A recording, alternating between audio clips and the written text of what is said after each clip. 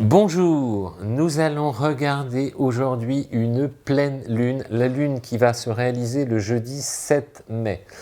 Pleine lune dans l'axe Taureau-Scorpion, c'est pas rien l'axe Taureau-Scorpion, c'est un axe de passion, c'est un axe de sensualité, c'est un axe d'une puissance, d'une détermination assez forte, assez dense en fait, c'est ça qu'on va voir ensemble.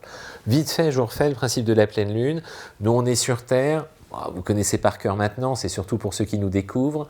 J'aime bien regarder les pleines lunes et j'aime bien regarder les incidences que ça a pour chacun de nous. La pleine lune, on est sur Terre, on regarde le ciel, j'ai le soleil d'un côté, la lune de l'autre côté, nous on est au milieu. Le soleil, partie consciente, puis toujours partie lumière, c'est le jour, et puis la lune, partie inconsciente, c'est la nuit, on rentre dans la grotte, dans la cahute, nos émotions, notre enfance, nos ressentis, notre vie de tous les jours, notre vie au quotidien. Quand on vit avec quelqu'un, c'est un truc vraiment à connaître. Quand on fait de l'astrologie, les horoscopes sont construits sur le cycle du soleil, parce qu'on a construit le calendrier là-dessus, mais on oublie trop souvent la lune, parce qu'elle a accompli un cycle de 13 degrés par jour. 13 degrés par jour, c'est très rapide, et donc sur 360, elle fait son tour en 28 jours, en gros, et la lune, c'est aussi fondamental que le soleil. Quand vous parlez de quelqu'un, il vous dit « je suis bélier, je suis taureau, je suis gémeaux, je suis cancer, etc. » Super, ça c'est sa partie consciente. Mais quand on vit avec quelqu'un, ce qui m'intéresse, c'est de comprendre où est sa lune. Les combinaisons dans la vie de tous les jours, c'est la lune. C'est aussi important le soleil que la lune. Voilà, ça, faut connaître, faut savoir. L'ascendant, c'est le paraître, c'est l'éducation. C'est encore une autre donnée. Les trois, c'est un triptyque. Bref, on est dans cette pleine lune du jeudi 7 mai. Donc on l'a vu, soleil très précisément à 10h46, temps sidéral, 1 heure en plus si vous êtes sur Paris ou la latitude verticale de Paris à 500 km en gros à gauche et à droite. Après les petites variables. Donc 17 degrés du taureau et du scorpion. Soleil 17 degrés taureau, entre presque la fin du deuxième décan, et pareil pour ma lune en scorpion. Qu'est-ce que ça donne? Ça donne, en fait, qui va se la prendre en pleine poire? Une pleine lune, c'est un tiraillement finalement, il ne faut jamais oublier ça. C'est une bagarre, les deux aspirent de l'énergie, conscient et inconscient. Soleil taureau, il veut de la réalisation pratique, lune scorpion, il a des inquiétudes, il a des ressentis, il a besoin de se sécuriser, et il est attiré par tout ce qui est passionnel. Donc on est dans des axes de sensualité et de passion. Qui se le prend en angle tendu? Mais scorpion, vous êtes en face du soleil. Prenez la lune, vous êtes en face du soleil.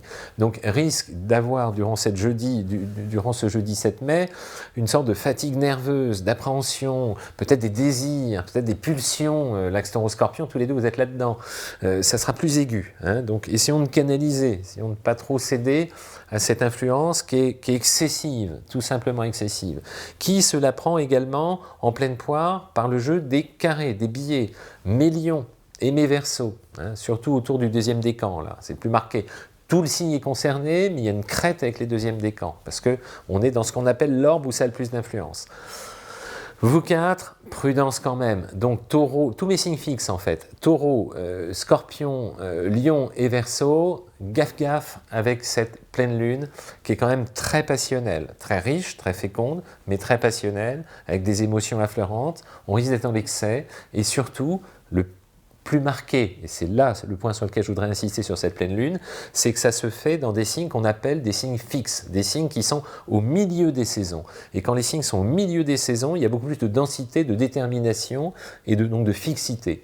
Donc si on se bagarre, si on se fritouille, si on s'accroche dans des phases où il y a des pleines lunes dans des signes fixes, c'est une mécanique, c'est un truc à connaître, c'est à force d'en faire, on constate ça, ça risque de durer plus longtemps. Donc plus que d'ordinaire, vous quatre, arrondissez, gommez, évitez les aspérités, évitez les tensions, évitez les prises de bec, c'est mieux. À présent, regardons qui va ne pas être concerné par les mauvais aspects de la pleine lune, mais ceux avec qui ça va former des aspects tout à fait sympathiques. Donc, on l'a vu, elle est dans l'axe taureau-scorpion. Tous ceux qui sont à 60 et 120 degrés en dehors de cet axe sont des gagnants. Donc, mes cancers, super, ça rime. Mes vierges, c'est la pêche. Mes capricornes, c'est que du bonheur. Et mes poissons, la vie est belle et douce pour vous. Vous quatre, vous êtes les 4 gagnants de cette pleine lune, les 4 gagnants pour qui les aspects en question vous veulent que du bien. Que du bien. Je refais les gagnants, 60 et 120 tout autour. Mes cancers, vous l'avez vu, mes vierges, hein, mes Capricornes et mes Poissons. Le bonheur, ça c'est tout ce qu'on aime entendre. Voilà, la vie est belle pour vous, on amorce des schémas nouveaux, ça crée du rapprochement, ça crée du lien, et si vous sentez des tensions, elles ne viendront pas de vous, elles viendront de tous ceux qui sont autour, qui sont les 4 qui sont les plus exposés en quelque sorte. Donc si vous en connaissez, ben, on évite de les titiller, et puis on esquive, on ne va pas donner prise, tout simplement. Voilà pour l'ambiance de cette pleine lune en elle-même. Qu'est-ce qu'il y a d'autre dans le ciel en plus, en parallèle? J'ai Mercure qui est dans la même zone, à 20 degrés du Taureau, il est très proche. Donc on rajoute une capacité à communiquer pour tous ceux que je viens de parler avec la même incidence, parce que Soleil et Mercure sont très proches. J'ai une Vénus, oh Vénus, vous allez vous lasser, hein. Vénus elle est à 21 degrés des Gémeaux. Vénus c'est l'amour, Vénus on adore regarder Vénus, parce que c'est cette patte, cette couleur, cette notion d'affect, de charme, de délicatesse, de gentillesse aussi. Vénus c'est ça. Le job de Vénus dans la vie, c'est de créer du lien aux autres. C'est le sentiment amoureux, certes, mais au-delà du sentiment amoureux, c'est toute la répercussion tactile, pratique, de liaison. C'est un élément de liaison, c'est un outil, l'outil amour, l'outil qui crée du lien. Hein, une belle Vénus dans un thème, c'est extrêmement important. Ça donne des profils qui ont plus de charme que les autres. C'est dit.